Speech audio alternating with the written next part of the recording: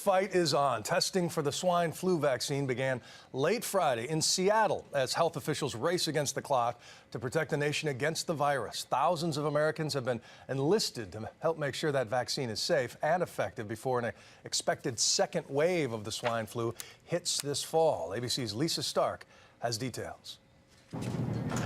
Hello. Hi. Cynthia Thompson is a pioneer, one of the first people in the U.S. to take part in an H1N1 swine flu vaccine trial. Dr. Lisa Jackson explained how it would all work. So, we're going to collect a blood specimen at every visit to measure the antibody response to the vaccine. Thompson was told the risk of serious side effects is low, but no guarantees. She listened, then gave permission. No, I'm not really worried about the risk just because I trust in what they're doing, and I think it's great what they're doing. I think you need to do things like this in order to benefit others. And with that, it was time for the actual vaccination. Thompson and other volunteers will get 2 shots 3 weeks apart as researchers look at safety, effectiveness, and whether it will take 1 dose or 2 to provide immunity. The federal trials are taking place at 8 vaccine test centers nationwide. Most get underway next week. About 2,500 paid volunteers in all, half adults, half children.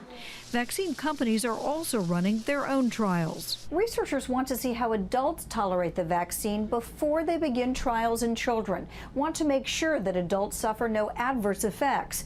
They should have a good idea on that in about a week. Oh boy. 4-year-old Dane and his sister Rose will take part. It concerns me a little bit, but I feel like it's pretty safe. I've read up on it a lot, and I feel like it's pretty safe. So I just feel like it's really important to be part of something bigger than, us, and to participate in studies like this. I would say with the next couple of months, we should have a very good idea of how well this is going to work. Thanks to what the doctor calls heroes like these. For Good Morning America, Lisa Stark, ABC News, Washington.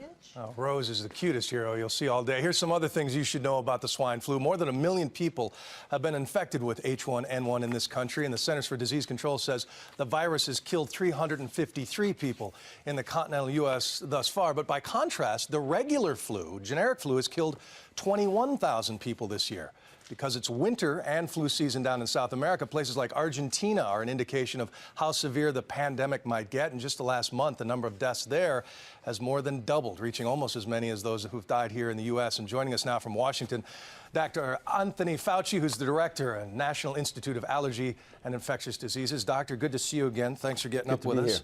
Good to be here. Some people might look at those relatively low fatality numbers, and they might look at the speed, the haste with which this vaccine is being rushed to market and think, you know what, I'm going to take my chances.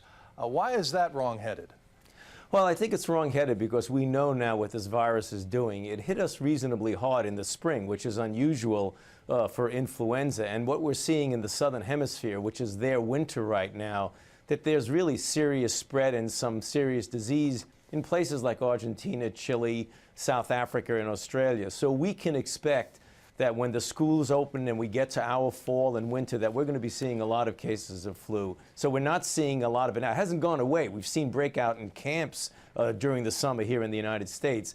But if things go the way flu usually goes, we will very likely see an upsurge of cases in the fall. And when they start seeing that, I think people's minds will change about getting vaccinated. All right, the urgency is ramped up. Let's take a little trip back in time. People who remember the 70s remember President Ford and disco and this public service announcement. Take a look. A swine flu epidemic may be coming. It could make you very sick. Betty's mother gave it to her best friend, Dottie. But Dottie had a heart condition and she died.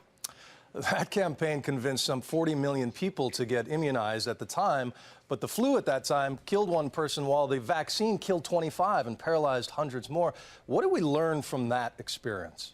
Well, we learned something very important, and that is when you make a decision to produce vaccine, you've got to uncouple that from the decision of whether or not you're going to administer the vaccine and to whom you're going to administer it. What happened back in 1976 is a few hundred soldiers in Fort Dix got this new swine flu. 1 died, but it never got out of Fort Dix. So the decision was made that we want to be prepared, which was a good decision. But then they administered the vaccine when there was no indication that there was any flu outside of Fort Dix. So what you had was the risk of the vaccine and essentially no risk of a pandemic because there were no cases. Right now, we know a pandemic is going on, and the decision is made in a stepwise fashion. Exactly how we're going to do it is going to be made as we get to the early fall and we see what unfolds, but we're prepared for the worst. So there's a big difference between now and 1976. Okay, Dr. Fauci, we appreciate your insight as always. Thank you. Good to be here. All right, Kate.